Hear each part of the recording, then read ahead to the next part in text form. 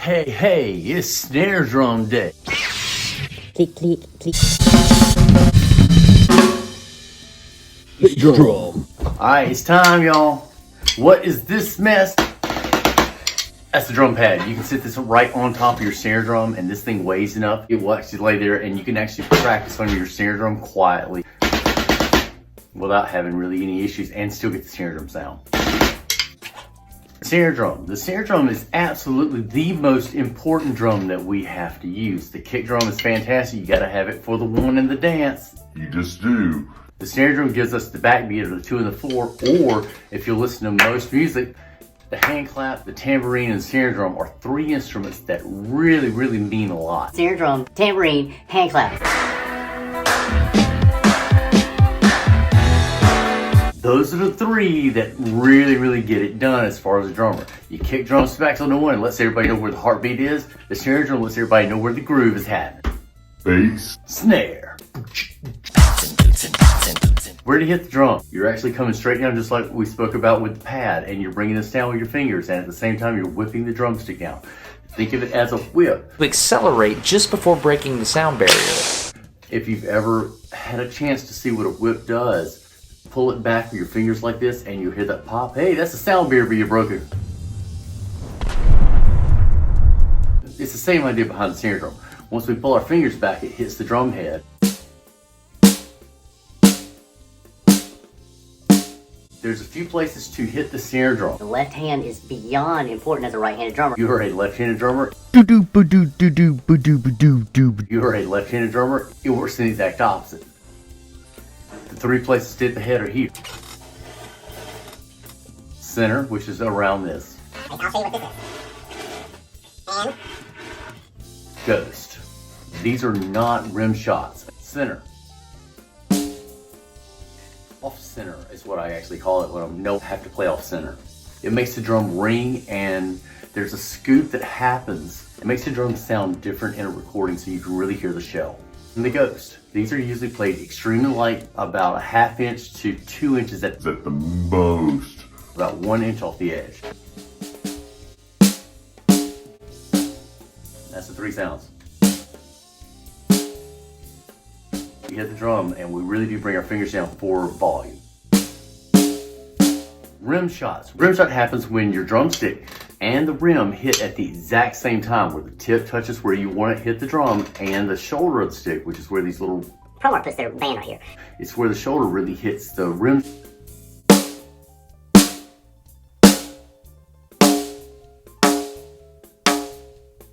The ghosting never really hits rim shot. Too ticky right there, and there's not enough volume in the drum to not get the tickiness out of the rims.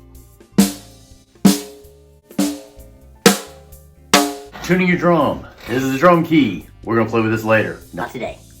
Another sound that we use with hitting the drum, beside hitting just the drum and hitting rim shots, New Orleans drummers really use accents in different parts of the drum to make as many sounds as they can. Listen to them, because they're really playing rock on one instrument, and they are really working all the sounds that they can get out of that one drum.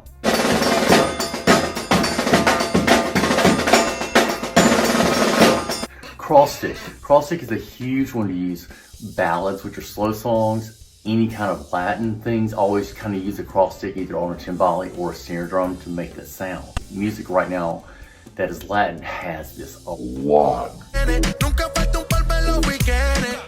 For country music or slow ballads, you lay your stick across and you smack down. And there's a few different ways to make this happen. You have to lay the stick, the shoulder of the stick, which is this part right here. This is the shoulder. This has to lay right on top, and it hits right on top of the tension rod. We come off the edge about 1.5 inches to 2 inches. I don't take my palm off unless I'm really trying to get a lot of volume. Make the sound clicking straight down. You can change the sound by going in a little bit. I'm about a little over 3 inches off the edge of the drum. Where the butt of the stick is. Gives you a beefier sound. You go all the way back to almost the edge, not all the way back to the edge. Real bright, always over the tension rod. So important, because that's going to make the solid sound. When you get in between, It is a different sound and it is softer. If you're playing live or recording, that sound usually doesn't come across very well. I actually like the sound of this, but when I record, that adds the extra boost that I need to make it happen. I like A kick in the gas pedal.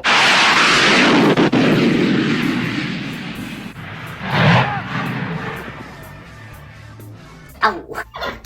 With each stick, when it hits, it's a little off and it changes the timbre just a hair, and that's where electronic drums struggle.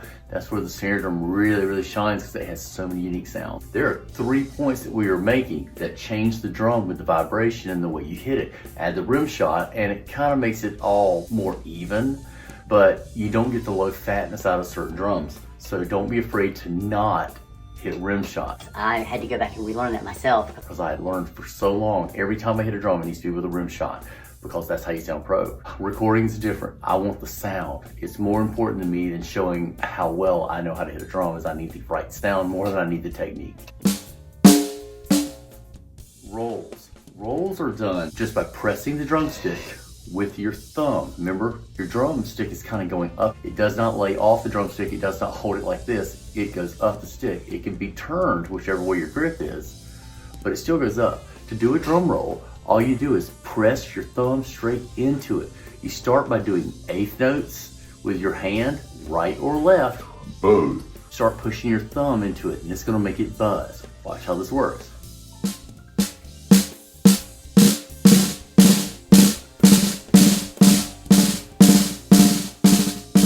The tighter the drum head is, the easier it is to do doubles and rolls, and buzzes are pressing into the drum. Eighth notes.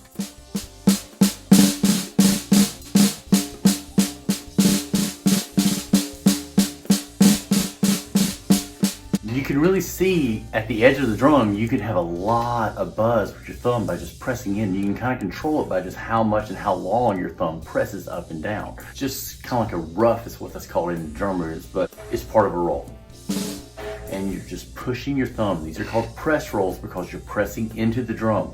With the open rolls from yesterday, the right, left, right, left, you are absolutely with a metronome. Tick, tick, tick, tick, tick, tick, tick, tick. Everything is very precise, but this has a feel to it. I use what is called triplets a lot, which is 1, 2, 3, 1, 2, 3, 1, 2, 3, 4, 5, 6, 1, 2, 3, 1, 2, 3, 1, 2, 3, 1, 2, 3. Anything dealing with the number 3, 6, 9, 12. 1, 2, 3, 4, 5, 6, 7, 8, 9, 10, 11, 12. My rolls are triplets, and I do them on the edge. This is a technique that I did not know Buddy Rich did. I was just doing this on my own because I wanted to get better at doing drum rolls. They were never explained to me, and it was always a pain. Start on the edge, and with a press drum roll, we're just gonna press the drum until the drumstick dies.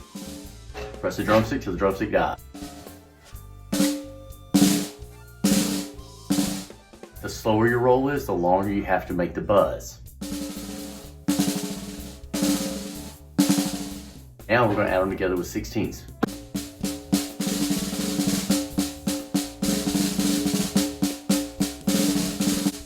Faster it goes, the easier. It gets way easier.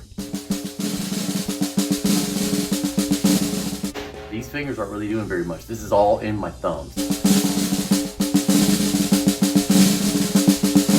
How Buddy Rich explained, he did a whipped roll. You start at the edge and you bring this in, and your motions of your hands get taller and taller, and you'll see him ever do this. It's really a huge motion that he's doing. It sounds pretty amazing.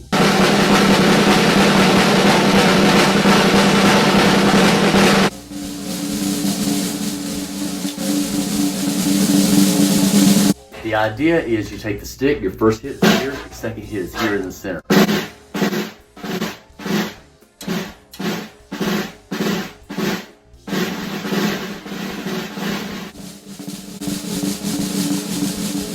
The closer to the edge you are with it, the easier it is to kind of get it going. Once you have it built up to where the drum is responding, then all of a sudden it can be silly.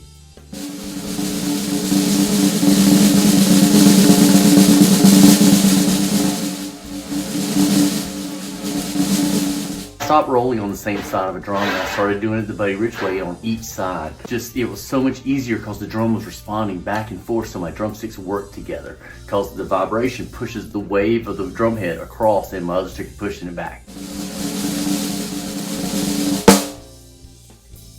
snare drum. We'll talk about mic placements for snare drums, getting sounds, tuning, changing the drum by putting things on it. This is just a small piece of felt and duct tape. It's just getting rid of a ring. Let's hear it.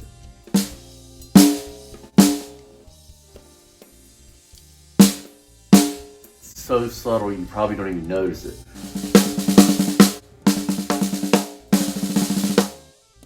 Snare drum, I'm out.